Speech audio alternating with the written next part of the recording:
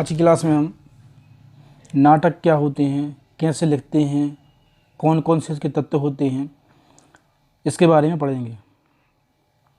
नाटक काव्य और गद्य का ही एक रूप है। ये काव्य का भी और गद्य का भी रूप है, जो रचना श्रवण द्वारा ही नहीं अपितु दृष्टि द्वारा भी दर्शकों के हृदय की रसानुभूति कराती है। कहने का तात्पर्य यह है कि नाटक वो कहलाता है जो दृश्य के माध्यम से पाठकों को या दर्शकों को अपने जो वहाँ उनसे नाटक से जो रस निकलता है उस रस की अनुभूति कराती है। उसे नाटक या दृश्य काव्य भी कहती है। नाटक में दृश्य काव्य से अधिक रमणीयता होती है। श्रव्य काव्य होने के कारण यह लोक चेतना से अपेक्षाकृत अधिक घनिष्ठ रूप से संबंध रहता है। कोई भी चीज़ हो जब वैसे हम देखते हैं तो देखने से वो हमारे घनिष्ठ रूप से उसका सार जो है हमें समझ में भी आता है और उसको मंचन के रूप में करने से नाटक के लेखन और मंचन के रूप मूल प्रेरणा माना जाता है। यानी नाटक को अगर हम देखें तो वो काव्य जो है वो संदेश जो है बहुत आसान तरीके से श्रोतागण तक पहुंच सकता है। परिचय। नाटक की गिनती काव्य में आती है। काव्य दो प्रकार के माने जाते हैं, श्रव्य काव्य और दृश्य काव्य। इसी दृश्य काव्य का एक भेद नाटक माना जाता है, पर दृष्टि द्वारा मुख्य रूप से इसका ग्रहण होने के कारण दृश्य काव्य मात्र को नाटक कहने लगे हैं। भरत मुनि का नाटक शास्त्र इस विषय का सबसे प्राचीन ग्रंथ माना जाता है। अग्निपुराण में भी नाटक के लक्षण आदि निरूपण किए गए हैं। तो ये नाटक कहलाता है, इसका दृश्य काव्य होता है। ये इसको देख सकते हैं हम, तो देख के उसकी सार जो है बहुत आसान तरीके से श्रोतागण या दर्शक तक पहुंच सकता है। इस प्रकीर्ण के दो भेद होते हैं, काव्य और अभिनय।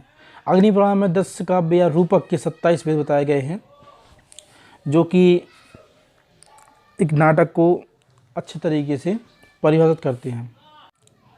चलिए अब देखते हैं नाटक के तत्व कौन कौन से होते हैं। तो प्रथम होता है कथावस्तु। कथावस्तु को नाटक ही कहा जाता है। अंग्रेजी में से प्लॉट की संज्ञा दी जाती है, जिसका अर्थ आधार या भूमि है। कथा तो सभी प्रबंध का प्रबंधात्मक रचनाओं की ऋण होती है। नाटक भी क्योंकि प्रबंधात्मक रचना इसलिए कथानक इसना अनिवार्य है। भारतीय आचार्यों ने नाटक की 3 प्रकार की कथाओं का निर्धारण किया है: प्रख्यात, उत्पाद, मिश्र प्रख्यात कथा। तो ये पहला तत्व होता है कथावस्तु। उसमें कथावस्तु होना चाहिए, उसकी कहानी होना चाहिए, जिसे हम प्लॉट कहते हैं।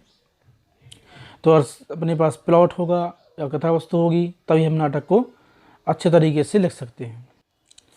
अब देखते हैं प्रख्यात कथा। जो कथावस्तु के 3 भाग बताए गए थे उसी का एक भाग है प्रख्यात कथा।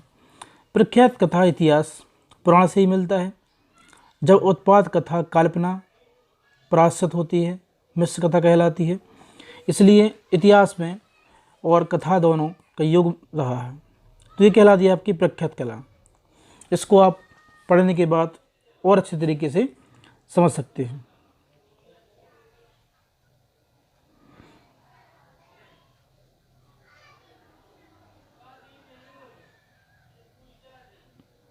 दूसरा इसका तत्व होता है पात्र। तो जाहिर सी बात है कथावस्तु होना चाहिए पहले, उसके बाद पात्र भी होना चाहिए। तो नाटक के सब अपने विचारों, भावों आदि का प्रतिपादन पात्रों के माध्यम से ही करते हैं। हमें जो कहना है, अपनी बात पहुंचाना है, तो हम पात्रों के माध्यम से ही अपनी बात पहुंचा सकते हैं। पात्रों के संदर्भ में नाटककार को केवल उन्हीं पात्रों की सृष्टि करनी चाहिए जो घटनाओं को गतिशील बनाने का एवं नाटक के चरित्र पर प्रकाश डालने में सहायक होते हैं। पात्रों का सजीव और प्रभावशाली चरित्र ही नाटक की जान होती है। अगर पात्र जो हैं इतने अच्छे तरीके से उसको अभिनय करते हैं, उसको समझाते हैं, तो वो नाटक की जान मानी जाती है। कथा के अनुरूप नायक धीरोदत्त, धीर ललित, धीर शांत और धीरोदत्त होना चाहिए। तो ये नाटक में जो पात्र रहते हैं उनकी विशेषता होती है। गंभीर भी होना चाहिए और उसके अर्थ को समझने के लायक होना चाहिए, और ताकि वो उसी के अनुसार ही अपनी बात को रख सके। इसका तीसरा तत्व होता है उद्देश्य। सामाजिक के हृदय में रक्त का संचार करना ही नाटक का उद्देश्य होता है।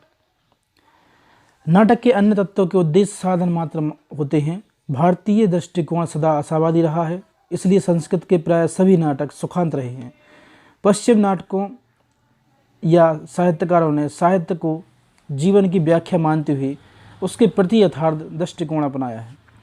उसके प्रभाव से हमारे यहाँ की कई नाटक दुखांत में लिखे गए हैं, किंतु सत्य यह है कि उदास पात्रों की दुखांत अंत से मन खिन्न हो जाता है और दुखांत नाटकों का प्रचार कम कर देता है। अगर नाटक में दुखांत लिखते हैं तो दुखांतों का प्रचार उतना कम हो जाता है, क्योंकि आज समाज में कई बुराइयाँ, दुख, ऐसी चीज़ें हैं, क्योंकि वैसे नाटक में वो एक सुख और मनोरंजन वाली चीज़ें ही चाहते हैं। अब अगला होता है भाषा शैली। नाटक सर्वसाधारण की वस्तु है, अतः उसकी भाषा शैली सरल, स्पष्ट और सुबोध होनी चाहिए। उसकी भाषा अगर सही होगी, सरल होगी, सुबोध होगी, तभी वो नाटक अच्छे तरीके से प्रस्तुत कर सकता है और श्रोतागण उसकी रस की अनुभूति ले सकते हैं। तो नाटक की भाषा सरल, स्पष्ट होनी चाहिए। अब देखते हैं देशकाल वातावरण। देशकाल वातावरण, उसमें कहीं ना कहीं किसी न किसी देशकाल की या वातावरण का वर्णन होता है, तभी वो नाटक एक अच्छा नाटक माना जाता है। और इसको हम पढ़ने के बाद, इसको अगर आप पढ़ेंगे तो और अच्छे तरीके से समझ सकते हैं।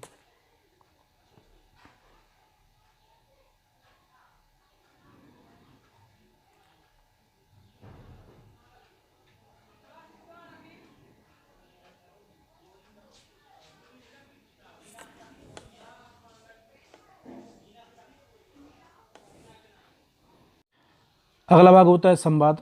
नाटक में नाटककार के पास अपनी ओर से कहने का अवकाश नहीं रहता, यह संवाद द्वारा ही कहते हैं। इसके संवाद स्पष्ट और इस तरीके से एक्सप्रेस करते हैं, बताते हैं, क्योंकि इनके माध्यम से ही नाटक में हम अपनी बात दूसरे तक भेज सकते हैं। तो एक संवाद भी इसका एक भाग होता है।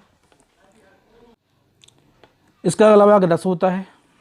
नाटक में 9 रसों में से 8 ही परिपाक होता है। शांत रस का नाटक के लिए निषिद्ध माना जाता है। वीर या श्रृंगार रस में से कोई एक रस नाटक का प्रधान रस माना जाता है। तो ये रस की विशेषता है। अब देखते हैं इसका अभिनय क्या होता है। यह नाटक की प्रमुख विशेषता होती है। नाटक को नाटक के तत्व प्रदान करने का श्रेय इसी को है। यही नाट्य तत्व का वह गुण है जो दर्शक को अपनी ओर से आकर्षित कर देता है। इस संबंध में नाटककार को नाटकों के रूप, आकार, दृश्यों की सजावट और उसके उचित संतुलन, परिधान, व्यवस्था, प्रकाश व्यवस्था आदि का पूरा ध्यान रखना चाहिए। दूसरे शब्दों में लेखक की दृष्टि रंगशाला के विधि विधानों की ओर विशेष रूप से होनी चाहिए। इसी में नाटक की सफलता निहित होती है। अगर ऐसा होता है तभी नाटक की सफल नाटक माना जाता है।